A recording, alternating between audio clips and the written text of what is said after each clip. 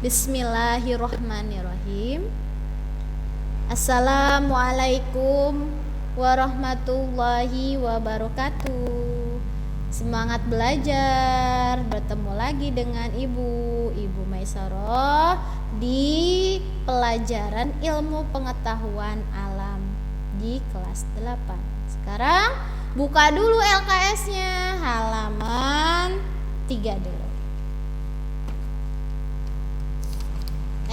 Halaman 4, maaf, ini salah lihat. Apa bab 1 tentang gerak benda dan makhluk hidup di lingkungan sekitar? Pertama, kita lihat konsep gerak. Apa itu konsep gerak? Merupakan suatu perubahan tempat kedudukan pada suatu benda dari titik keseimbangan awal. Ya. Jadi gerak adalah gerak pada benda merupakan suatu perubahan tempat kedudukan pada suatu benda dari titik keseimbangan awal. Nah, pada ilmu fisika kita mengenal kelajuan dan kecepatan. Ya, dilihat LKS-nya halaman 4.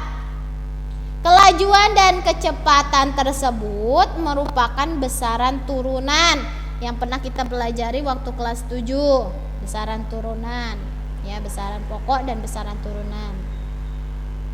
Merupakan besaran turunan yang dapat kita ketahui nilainya dengan mencari jarak, perpindahan, dan selang waktu. Jarak merupakan panjang lintasan yang ditempuh oleh suatu benda yang bergerak dalam waktu tertentu. Ya. Adapun perpindahan menunjukkan beberapa jauh benda tersebut. Perpindahan dari titik acuan atau titik awal tanpa memperhatikan bentuk lintasan. Perpindahan diukur dengan menarik garis lurus dari titik awal ke titik akhir. Lihat gambarnya. Ada rumusnya. Kecepatan sama dengan perpindahan, satuannya M. M apa M? Meter. Dibagi selang waktu, satuannya second, ya, S second. Itu rumus kecepatan. Ada lagi kelajuan sama dengan jarak, M, satuannya M, yaitu meter.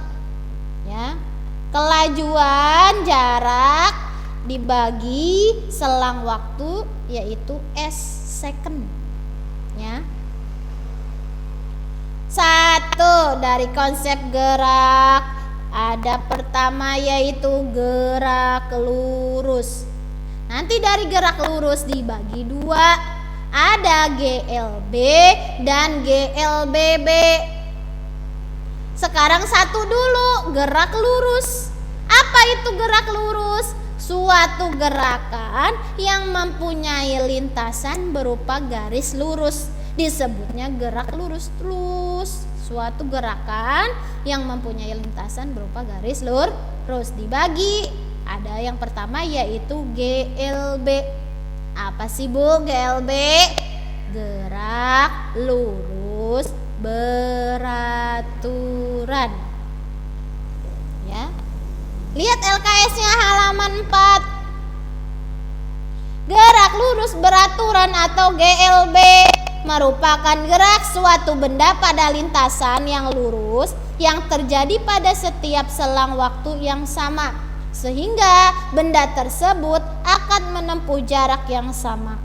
Gerak tersebut dilakukan suatu benda pada lintasan yang lurus dengan kelajuan tetap.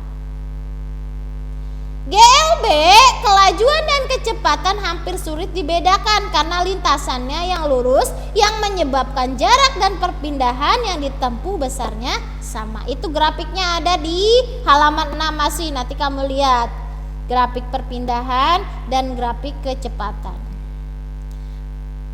Ya, jadi apa itu GLB?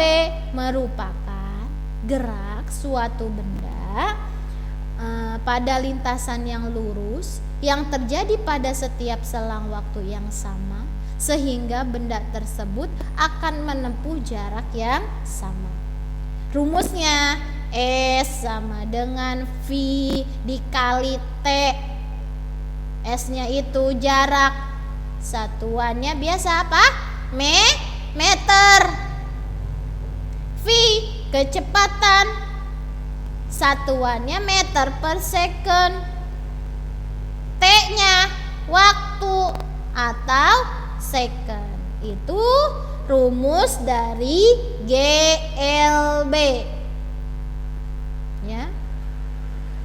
Lanjut. Sekarang GLBB. Apa GLBB? Gerak lurus berubah beraturan. GLBB. Apa itu GLBB? Gerak suatu benda lintasannya membentuk garis lurus dan mengalami percepatan perubahan. Ya, itu GLBB. GLBB dibagi ada dua. Ya, ada GLBB dipercepat. Dia itu memiliki nilai percepatannya positif. Yang kedua GLBB diperlambat. Dia memiliki percepatannya negatif. Ya. Ingat, percepatan vertikal benda mengalami percepatan konstan sebesar 10 meter per second. Pokoknya setiap percepatan gravitasi pasti 10 meter per second. Ya, ini GLBB. Lanjut kedua, gaya. Apa itu gaya? Tarikan atau dorongan yang menyebabkan benda bergerak atau berhenti dari gerakannya. Ya. Jadi gaya itu tarikan dan dorongan yang menyebabkan benda bergerak. Gaya, lihat LKS-nya halaman 5. Gaya dapat mengubah bentuk, kecepatan, dan arah benda. Perubahan-perubahan yang dapat terjadi karena gaya adalah benda diam menjadi bergerak, benda yang bergerak menjadi diam, bentuk dan ukuran benda berubah, serta arah benda berubah. Gaya benda menjadi dua macam, ada gaya sentuh dan gaya tak sentuh. Gaya sentuh misalnya gaya gesek dan gaya otot. Gaya otot berhubungan dengan aktivitas sehari-hari, misalnya menarik ketapel, memanah, mengangkat beban dan lain-lain. Itu gaya sentuh. Atau gaya selanjutnya gaya gesek. Apa? Adalah gaya yang diakibatkan oleh dua benda yang saling bergesekan. Gaya gesek berlawanan arah dengan arah gaya yang diberikan pada benda. Misalnya, kalian mendorong sebuah lemari.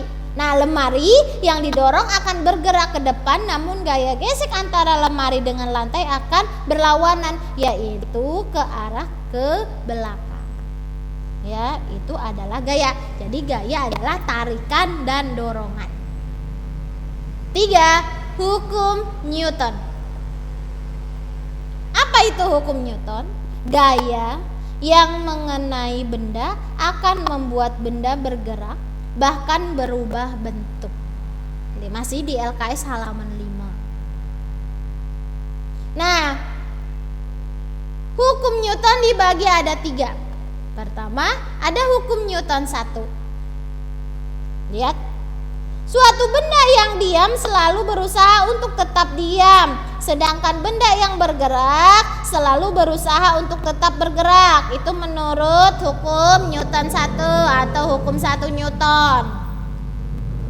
2 atau B, hukum 2 Newton.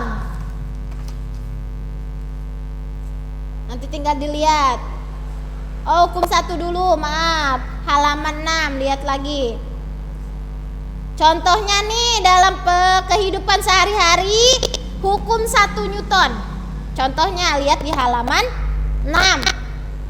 Ketika naik mobil dan sopir mengerem dengan mendadak, maka badan kita akan cenderung ke depan untuk mempertahankan posisinya. Itu contoh dari hukum 1 Newton. 2.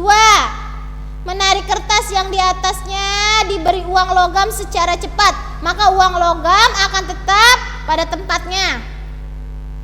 3. Menggunakan sabuk pengaman bagi pengendaraan mobil. Yang keempat, menarik sapi atau kerbau pada keadaan diam. Itu contoh dalam kehidupan sehari-hari hukum 1 Newton. B. Hukum 2 Newton. Hukum 2 Newton bunyinya bagaimana? Lihat masih di LKS halaman 6. Percepatan sebuah benda berbanding lurus dengan gaya total yang bekerja padanya dan berbanding terbalik dengan massa. Arah percepatan sama dengan arah gaya total yang bekerja. Rumusnya tinggal dilihat di LKS. Contohnya hukum Newton 2 atau hukum 2 Newton. Contohnya yaitu orang mendorong gerobak bakso. Contoh hukum 2 Newton. 2. Kendaraan yang memiliki massa yang besar seperti truk, bus, maka dipasangkan mesin yang memiliki volume mesinnya yang besar. Itu hukum 2 Newton, contoh dalam kehidupan sehari-hari. Sekarang C, hukum 3 Newton. Apa bunyinya? Masih di halaman 6. Jika sebuah benda memberikan gaya kepada benda lain, maka benda kedua memberikan gaya kepada yang benda pertama. Kedua gaya tersebut memiliki besar yang sama tetapi berlawanan arah. Nah, berarti udah ya. Nanti tinggal kamu baca lagi, lebih dipahami lagi dengan membaca ulang saja ya. Lanjutnya berarti kerjakan tugas mandiri ya, yang halaman 7 1 sampai 5 nanti kamu kerjakan di rumah ya. Cukup sekian dari Ibu, dibaca lagi ulang biar lebih memahami. Cukup sekian. Assalamualaikum warahmatullahi wabarakatuh.